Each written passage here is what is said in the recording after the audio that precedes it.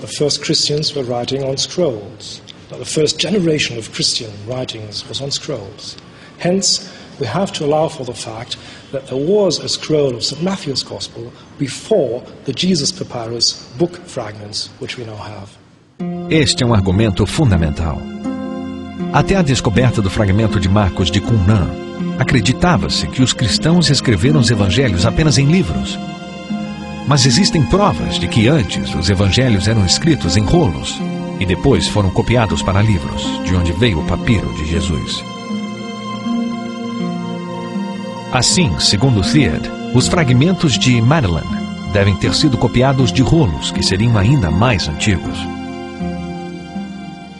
Because of the fact that there were scrolls before the book format, and that must have been a scroll of St. Matthew's Gospel before the Jesus Papyrus, we have sufficient evidence to show that this particular Gospel and the other Gospels belong to what we call the eyewitness period. Theod comprovou, comparando os documentos da Caverna dos Horrores, Masada e Qumran, que o papiro de Jesus deve ser anterior de 68, Anno Domini. Porém, a descoberta em Qumran implica que os primeiros evangelhos foram escritos em rolos. Se for verdade, então deveria haver um pergaminho anterior ao Evangelho de São Mateus, que está perdido, mas do qual o papiro de Jesus foi copiado. Ele datou os evangelhos escritos dentro de 20 anos da vida de Cristo.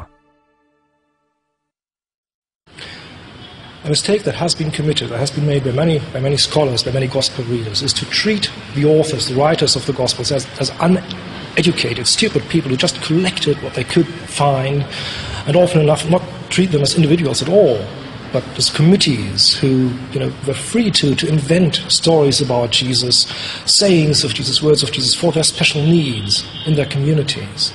Now, if we go back, thanks to the papyri, thanks to the manuscripts, the Jesus Papyrus, the Mark scroll from Qumran, go back to the period of the eyewitnesses, this escape route from history into legend is cut away from under the feet of modern scholars or of skeptics. We are now beginning to deal once more, like the early Christians did, with historical information. So are you saying that one of the lessons of the Jesus Papyrus is that we must take the Gospels seriously as historical sources? The fact that we have documents going right back to the eyewitness period tells us that the first Christians were trying to preserve the historical information about the historical Jesus. They interviewed eyewitnesses, some of them were eyewitnesses themselves, they knew what had happened, and they could write down what they knew was true, was historically accurate.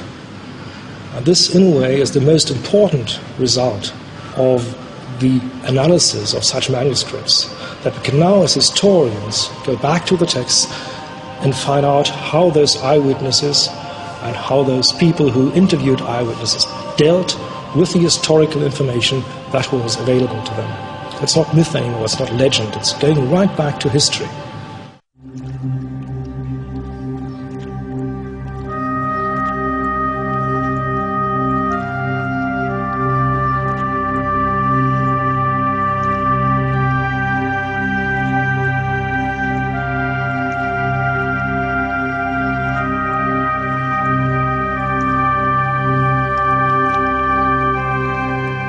Any historian should be someone who wants to go out into the field and try and understand what the people would have thought, would have felt when they experienced these things and when they wrote about them. It helps one to reassess one's own attitude towards history and the writing of history, to see where it happened and how it was compiled into writing, into historical records.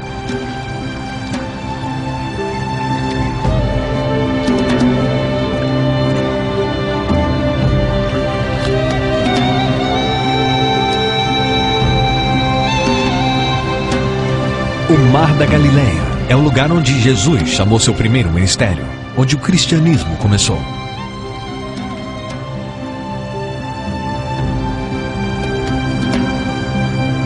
Para Theod, a paisagem desta área é muito importante. Se os evangelhos são considerados documentos históricos, a paisagem deve refletir os eventos e imagens descritos. Na Galileia, os argumentos acadêmicos de Theod vêm à vida. O trabalho complexo de um estudioso torna-se importante a todos que têm um interesse nos evangelhos. Para d'Ancona, é neste momento que a teoria de Theod toma forma. Esse lago é o lugar de muitas das mais importantes histórias dos evangelhos. Dizem que é aqui que Jesus acalmou a tempestade que ameaçava as vidas dos discípulos ao atravessarem o lago de barco. Eles estavam tão estarrecidos que disseram: "Quem é este que até os ventos e o mar lhe obedecem?"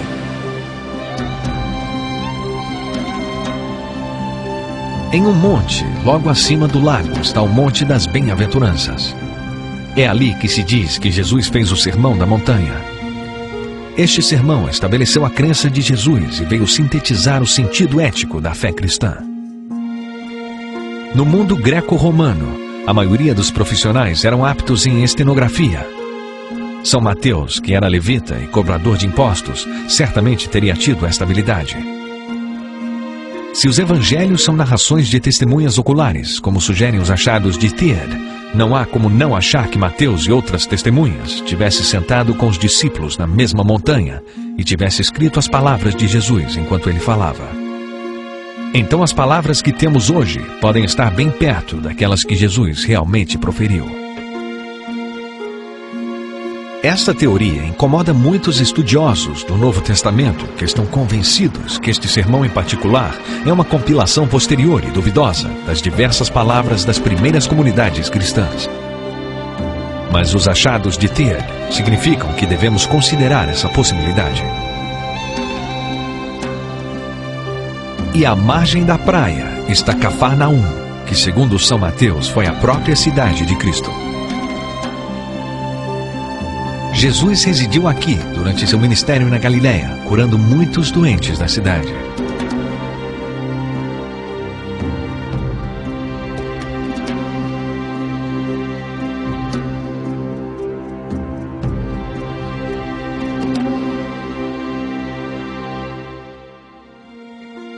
O lago está cheio de lugares em honra à vida e morte de Jesus. Essas igrejas foram construídas no lugar onde, segundo a tradição, Jesus apareceu a seus discípulos pela terceira vez após a ressurreição. Os evangelhos nos dizem que Jesus falou aos discípulos: "Me é dado todo o poder no céu e na terra. Portanto, ide e fazei discípulos de todas as nações."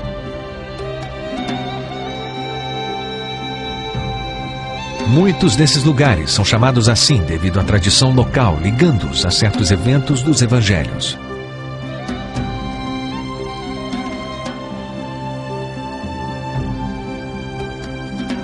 A santidade dessa terra não está em discussão, mas os achados de Theod, sim, apesar de ter ganho defensores de sua reivindicação. O professor Graham Stanton, em Londres, ainda não está convencido. Possibility that a fragment of the Gospels might conceivably be discovered from a period as early as the middle of the 1st century. No, that is not totally impossible. I think it's exceptionally unlikely, but not totally impossible. No, my fundamental disagreement with Tida concerns his interpretation of the papyrological evidence. As objeções de Stanton baseiam-se em 2 pontos. Primeiro, ele crê que devido aos fragmentos do papiro de Jesus terem sido encontrados no Egito no século XIX, a comparação de Theod deveria se limitar apenas a documentos achados no Egito.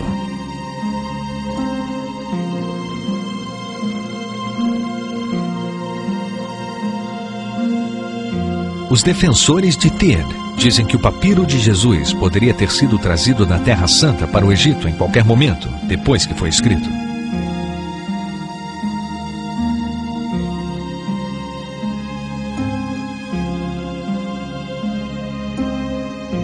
A segunda alegação de Stanton contra Theod é mais séria, mas também mais difícil de provar.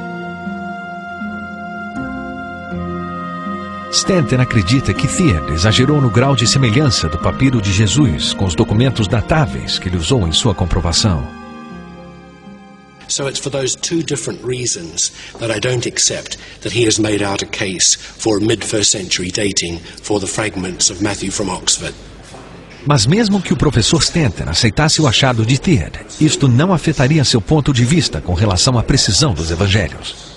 If I were to be persuaded that the Gospels were totally eyewitness accounts, I don't think it would make much difference, because we know all too well that eyewitnesses don't agree.